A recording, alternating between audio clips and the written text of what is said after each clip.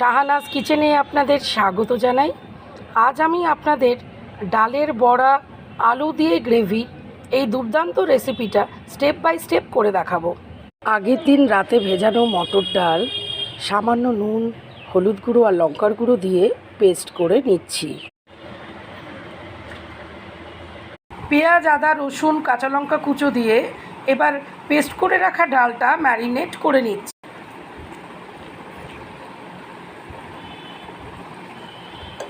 Half cup সাদা তেল ভালোভাবে গরম করে নিয়ে বড়ার আকারে ডাল পেস্টগুলো ফ্রাই করে নিচ্ছি। বড়াগুলো ফ্রাই হয়ে গেছে, এবার তুলে নিচ্ছি।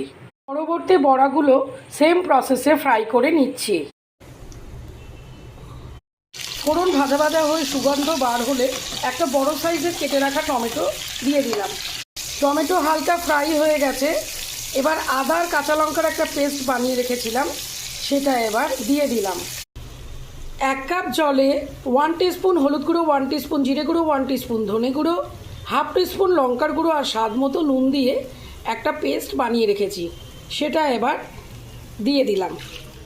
মশলা ভালোভাবে কষে যাওয়ার পর সিদ্ধ করে রাখা দুটো আলু এবার দিয়ে দিলাম।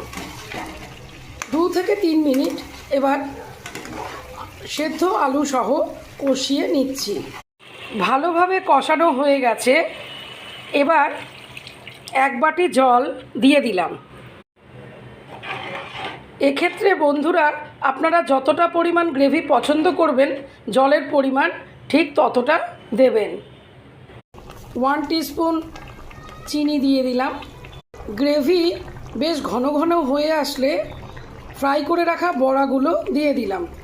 এবার 1.5 থেকে 2 মিনিট হাই ফ্লেমে ফুটতে দেব। গরম মশলা গুঁড়ো ছড়িয়ে দিলাম। 1 টেবিল স্পুন ঘি ছড়িয়ে দিলাম। ডালের বড়া আলু দিয়ে গ্রেভি রেডি ফর সার্ভ। আশা করি এই রেসিপিটা আপনাদের খুবই ভালো লাগবে, আর ভালো লাগলে আমার চ্যানেলটিকে অবশ্যই সাবস্ক্রাইব করে দেবেন আর লাইক, কমেন্ট, শেয়ার অবশ্যই করবেন।